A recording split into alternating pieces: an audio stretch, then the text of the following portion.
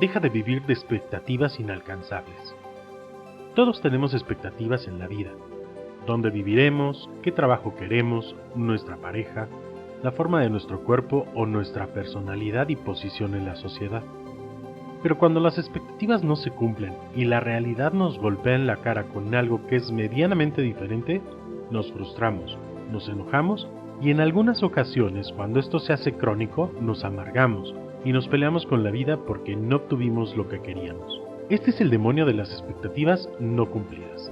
Y aunque muchas veces no nos cuestionamos las grandes situaciones de la vida, porque nos hemos resignado a que la vida no es lo que queremos siempre, la verdad es que podemos estar resentidos sin saberlo. Para Buda, los estoicos, los taoístas y otras filosofías, el deseo es el origen del sufrimiento.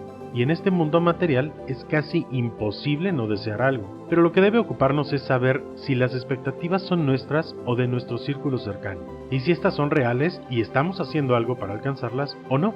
Entonces, el deseo y las expectativas se pueden volver tensión en lugar de visión, ya que parten del miedo a no obtener lo que se quiere o lo que los demás esperan de nosotros. Es durante el proceso de cumplir nuestros sueños que radica el verdadero placer de la vida. Gandhi decía que la satisfacción radica en el esfuerzo, no en el logro. El esfuerzo total es la victoria total. Y es que al enfocarnos en la aventura y las experiencias que la vida nos da, es que podemos al final compartir nuestros logros y metas con el mundo, y disfrutarlos de una manera más completa.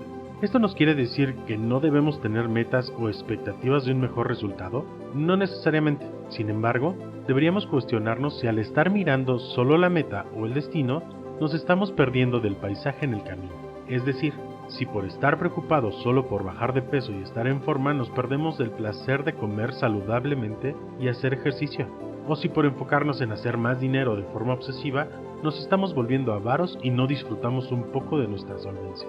Peor aún, si las expectativas son impuestas por alguien más. Un ejemplo de esto es cuando la carrera que estudias está influenciada o impuesta por tus padres o tu familia. No solo no disfrutarás del camino del aprendizaje, sino que la meta que consigas no la disfrutarás tampoco, y condicionarás el resto de tu vida a llevar una profesión que no necesariamente te haga sentir pleno.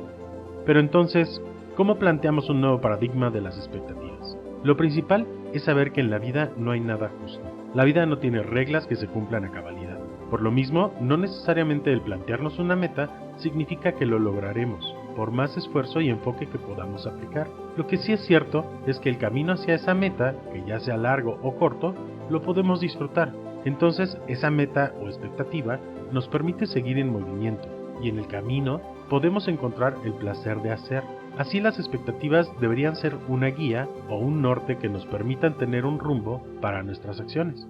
Lo primero es poder diferenciar de dos conceptos que pueden parecer iguales, pero no lo son. Uno es las expectativas conscientes y el otro las expectativas inconscientes. Como ejemplo, una expectativa inconsciente podría ser que creas que el matrimonio es para siempre y lo que te han dicho toda la vida es que debe ser así y si no, entonces habrás fracasado. Pero la expectativa consciente te dice que quieres una vida compartida con alguien, pero rodeada de amor y estabilidad. Esto no necesariamente es tu realidad. De ahí que debas cuestionarte si la expectativa que te inculcaron y que de manera inconsciente estás forzando es algo que debes perseguir, o es momento de seguir a tu realidad y ajustar el rumbo. Otra cosa a tomar en cuenta es saber que la expectativa es un deseo que puede cumplirse o no, y lo más importante es saber que no debes dejar en manos de este deseo tu felicidad, sobre todo sabiendo que muchas expectativas y metas no dependen por completo de ti. Existen muchas variables que no puedes controlar. Por ejemplo, podrás haber planeado las vacaciones perfectas desde meses atrás y al momento de llegar a ese lugar enfrentarte con la realidad de que hay un mal clima. Entonces tendrás que reevaluar las expectativas que tenías de este viaje y aprender a disfrutar el cambio de paradigma al que te enfrentas. Aquí es donde la frase de Gandhi toma relevancia. La satisfacción radica en el esfuerzo, no en el logro. El esfuerzo total es la victoria total.